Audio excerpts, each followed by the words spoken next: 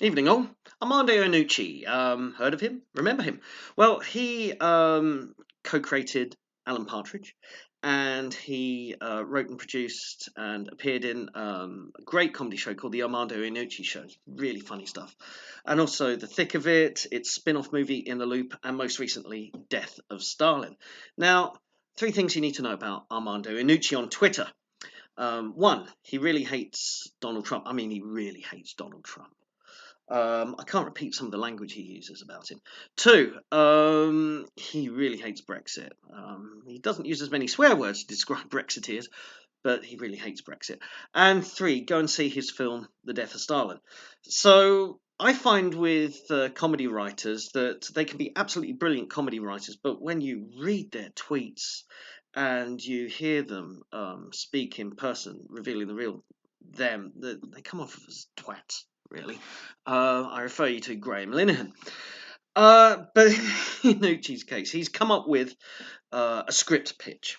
And in this one, right, the President of the United States, Donald Trump, this plugs into his number one bête noir, Donald Trump. So in his story, the sitting president is so dangerous, such a liability that the people in the government, the equivalent, the American equivalent to the civil service, the people in the know, the FBI, the CIA, whoever, decide that the president's got to be taken out of the picture, but not in a violent way. So what they do is they create a fake White House, a fake Washington, a fake Congress, and staff it all with actors. So his staff are going to be actors. People playing journalists trying to interview him are going to be actors.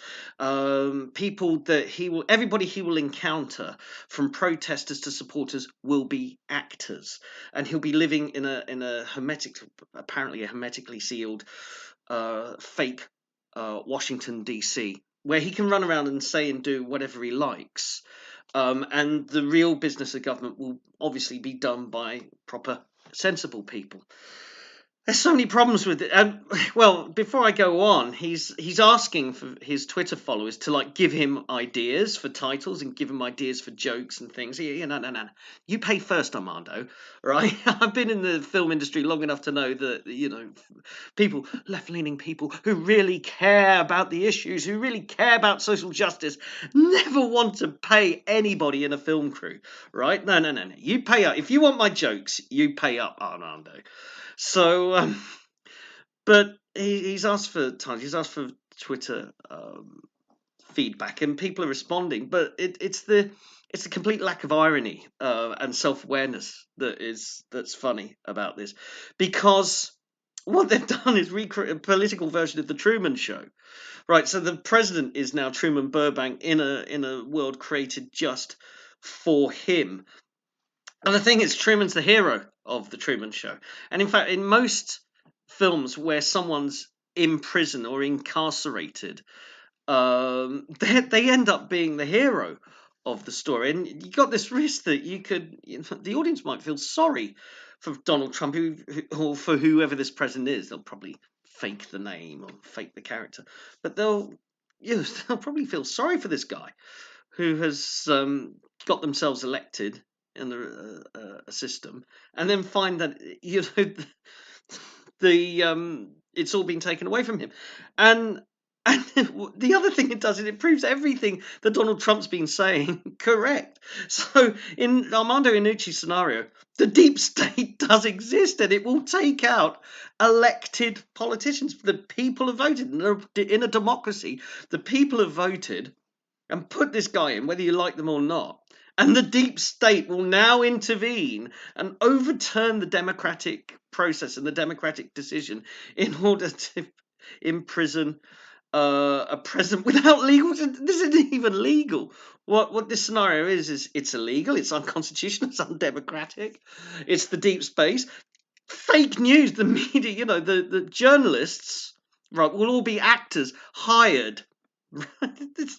This plays into the Trump's fake news narrative. So in this film, there is a deep space, there is a fake news, and the media is complicit in it all. The media is kind of manipulating everything, and I don't know if this is what Iannucci intended with his story idea of proving Donald Trump right.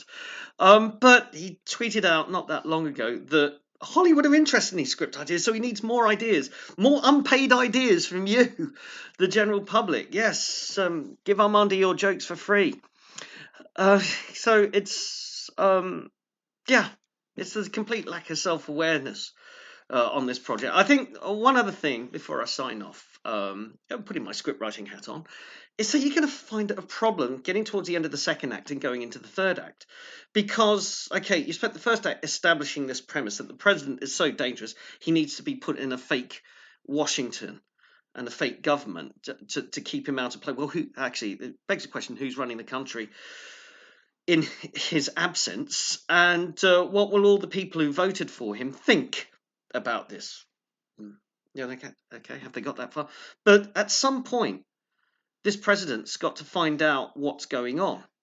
And how does he react? I mean, you've faked everything. Everything you've told me is a lie. Everything you've done is a lie. And then this president will become the hero figure. He's trapped. He's trapped against his will. And what are you going to do? The audience's sympathies will shift to him. You can't sympathise with the deep state in this scenario. It might turn into another Death of Stalin or In the Loop, where absolutely everybody is horrible and terrible for their own reasons. But at some point in the third act, all has to be revealed.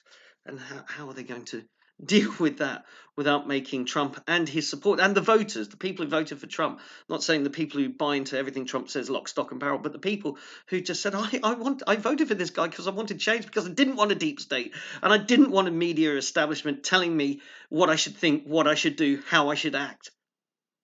Unbelievable lack of irony there. So, Armando, I'm happy. I would love to work with you on this and give you some ideas, but cough up first. Okay, I'm quite reasonable. My rates as a scriptwriter, by the way. I wouldn't break the bank. I wouldn't break the budget. Hollywood could afford me. Yeah, but let's make this proper and legal and above board. Okay. Until next time, I will see you later. Bye.